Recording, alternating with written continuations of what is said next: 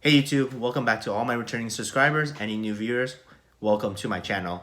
Hope you guys enjoy these videos. If you enjoy anything about the military, traveling, or just a perspective on what big current events that are happening throughout the world, go ahead and subscribe to my channel. So today I actually want to talk about, I was watching a video by, I believe the channel was called Vice, and it was on YouTube, and they were talking about, the US Army lowering requirements. The reason being is the target goal of recruitment.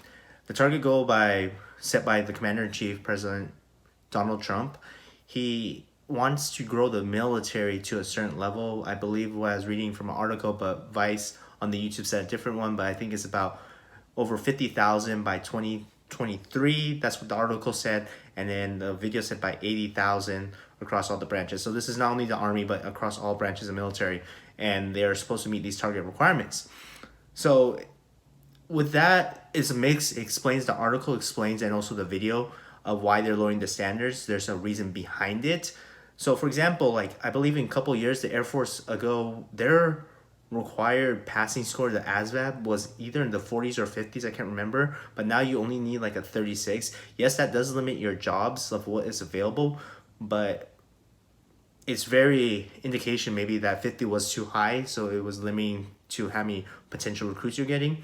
And then of course there's now the health issues. I read from different articles and all that, is only like about, from the article I read, only about, not there was like 70% of the US population is not able to serve in the US military. So that could be from health reasons, not physically fit. With the health reasons, they can be from mental or physical issues. And then of course there's another plethora of reasons wise. And that was just very surprising. 70% of the US population. And that is not only the factor, of course, with the US economy doing well and all that. The people look at it like, with the United States military, with the stability of their jobs, and then of course the benefits. Why would you want to go in though when the economy is really good, and not just stay and get a civilian job where the risks are less, and you're not in one of the most stressful jobs in the world, and you're not deployed, you're not sent away from your families for months, even up to a year. So that's the aspect of it. Why would they want to do that?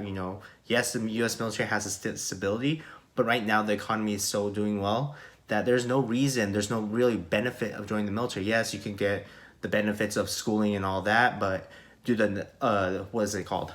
I wouldn't say negatives, but the things that you have to do, like deployment and all that, like I listed, does that outweigh what the benefits you would get for joining the military? So that's one of the other things to factor in. So physically, and the reasons, like there's a smaller target audience or who's available. So on top of that, so you have to look at it why they might be lowering the standards. Number one is they're lowering the standards because they have to meet the target goal. The reason being is their target market is getting smaller year by year. So first of all, you have to look at it like physically, the numbers are really small and limits a lot of people who is able to join.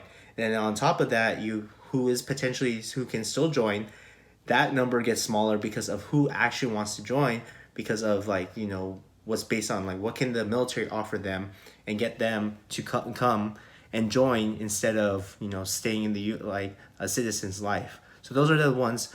So what the U.S. military is doing, they're lowering the standards. When they say they're lowering the standards, is one prime example is the ASVAB score. It went like lower for like the Air Force. That was a big one. And then other ones that I was reading and watching from the video is they're lowering the standards of, what was it? They're actually engaging with people who are overweight. And usually what the military does, especially from what I was reading from Air Force recruiting, is they can't really engage you until you meet weight requirement. But the demand and target audience for like what their target numbers are for recruiting is such high that they have to go into that. They're gonna help you try to lose weight so that you are fit to go in and all that. But they're really not supposed to engage with you. You're supposed to set that standard of getting yourself fit before you engage with the military, and then they can start engaging, getting you through the process of joining all that. But they need the numbers, they need people. And then the video also explained about it is raising, what was it? A rising number in moral, waivers, waivers or something. It was pretty much waivers because you can get waivers for medical and financial and all those different ones. It's just a way like you send up a waiver, get it reviewed to see if you're still okay to join the military. The waivers that's been going up on the rise is to help those who have had run-ins with the law. So if you had like, tickets or other things that happen with the law, there's waivers to go get it and to get you bypassed for those and okay you for the military service. Those numbers have risen, in the video it says. And then another one is for marijuana use. There's been waivers for that, and it's been on the rise as well. So with that one, it just shows is like the U.S. military is tapping into different groups that they usually wouldn't see or even actually engage before times.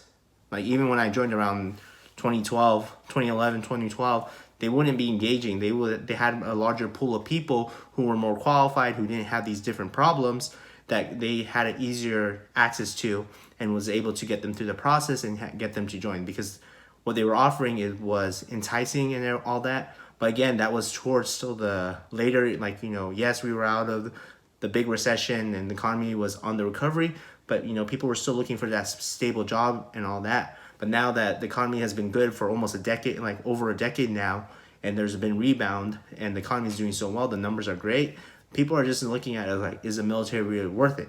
Simple as that. And there's other articles about like people willing to actually join the military, which is very lower now. So I can see both aspects of why they're lowering the target.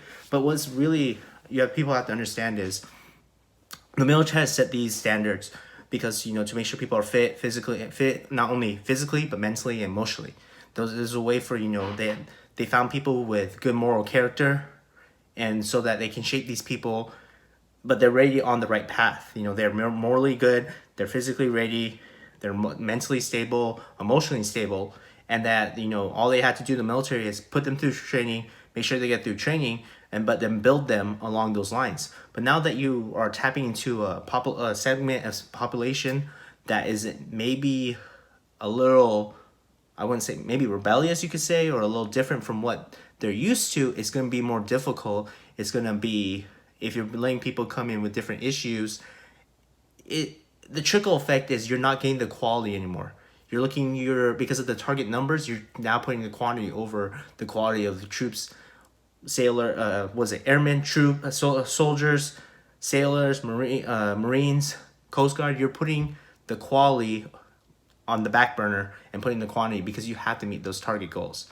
The military wants to grow, that's understandable. And then when you get to that thing is when you don't have no longer that pool of more qualified people, you have to look at different avenues. And it's hard to say because of what the long term. Yes, the short term, they're meeting the target goals by doing this. But what are you doing long term? Are you really preparing the military for the best? Yes, the military will grow. You'll have the numbers, but are you really setting them for success? Are you putting people in the right positions? Are you bringing people into the military who you want to put into that culture, that military culture, especially if they already have problems physically, mentally, or emotionally? Yes, you can waive them, but you're putting them into an environment that might not suit them well, but you're not, trickling them out. Like, it is still happening, but not in a large, like what I said is from the video and the article that I was reading, it's actually allowing more people to come in with those kind of issues, different problems and all that. It's all being waived, so you're still getting people that might not be the best suited for the military. Simple as that. I was just very interested in this video and article, and it's very surprising about possibly the United States military, and not possibly, but them lowering the standards to meet the target goals. You can see both sides, and these are the kind of videos I want to see, like not being afraid to speak the truth, but you're sacrificing quality for quantity. Simple as that. And that's what makes something so great about the United States military is the quality always was prevalent. They were the best at what they did in all branches of the military. They were the best. They were the leaders in the world on military aspects. Anything they did, training, how the equipment, and just the quality of their people, military members, was just top notch. And you can actually see, when you need the numbers, you sacrifice the quality. Simple as that. And right now the short term it gets solved. You get the numbers, but like I said, the long term is still the unknown. But now you see the side. You're potentially putting people who are not ready, who are not fit for military duty, or don't fit what you really need, what you need the quality wise, and you might be able to patch it up and get them through, but you're not doing yourself the military service or them by doing that. And that's just my opinion. Guys, if you go ahead and comment below, let me know how you feel about this. Give this video a like. As always, share it. Let's have a discussion. And as always, if you want to follow me on any other social media, I have Instagram and Snapchat, Kotaro Prince. And you still haven't click that subscribe button. These are the videos I want to try and make more of, something more discussion based and stuff. Like I said, I'll still make some videos about the Air Force, everyday Air Force, how to maybe save money. But these are some videos that I'm really interested in, and I want to just continue to create. And I just want to stay more consistent on these videos. As always, thank you so much. Don't forget to subscribe. I'm out.